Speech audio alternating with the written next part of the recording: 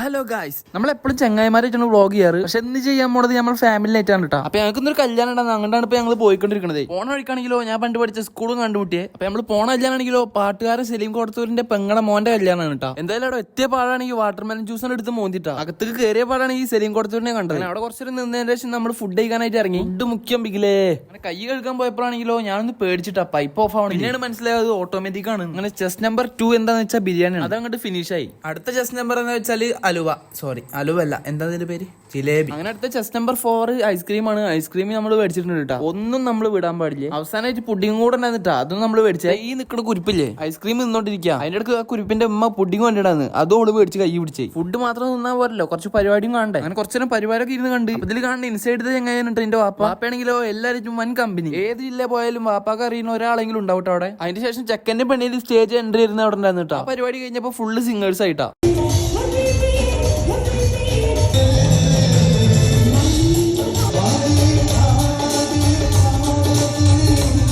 അങ്ങനെ കല്യാണം കൂടാനായിട്ട് ഫിറോസ് കുന്നുമറമ്പിലൊക്കെ എത്തിയിരുന്ന കേട്ടാ.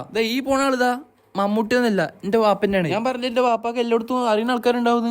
ഇതാ കണ്ടോളി. അങ്ങനെ അത് കഴിഞ്ഞിട്ട് ഇപ്പാന്റെ ഏട്ടന്റെ വീട്ടിലേക്ക് ഒന്ന് പോവാൻട്ടാ. പോണ വഴിക്കാണെങ്കിലോ അടുത്ത അറിയുന്ന ആള്. അങ്ങനെ ഇപ്പാന്റെ ഏട്ടന്റെ വീട്ടിലേക്ക് എത്തിയിട്ടാ. അവിടെ ആണെങ്കിലോ അടുത്ത ഗ്രൂപ്പ്. ഈ ഗ്രൂപ്പിന് ഒരു യൂട്യൂബ് ചാനൽ ഉണ്ട് കേട്ടോ. ചാനലിന്റെ ലിങ്ക് ഞാൻ ഡിസ്ക്രിപ്ഷനിലും കമന്റ് ബോക്സിലും കൊടുത്തോളാം. ഈ ഗ്രൂപ്പിന്റെ കൈമ എന്താ കാട്ടി നിങ്ങൾ കാണിച്ചിട്ടേ. എന്റെ കൈമലാണെങ്കിൽ പിച്ചിട്ട് ഒവ്വാല് കണ്ണു പോലെ ആക്കി വെച്ചിക്കണേ. അങ്ങനെ കുറെ നേരം അവിടെ ഇരുന്നതിന് ശേഷം നമ്മൾ നേരെ വീട്ടിലേക്ക് തെറിച്ചിട്ടാ. ഈ ഗ്രൂപ്പാണെങ്കിൽ 2018 ജനിച്ചിട്ടുള്ളത്. അന്നുണ്ടായ വെള്ളപ്പൊക്കത്തി ഒലിച്ചു വന്നതെന്നാണ് ഓള് അവകാശപ്പെടുന്നത്. എന്തായാലും ഈ ഒരു വീഡിയോ ഇത്ര തന്നെ ഉള്ളൂ. ഇഷ്ടപ്പെട്ടാൽ ലൈക്ക് ചെയ്യുക.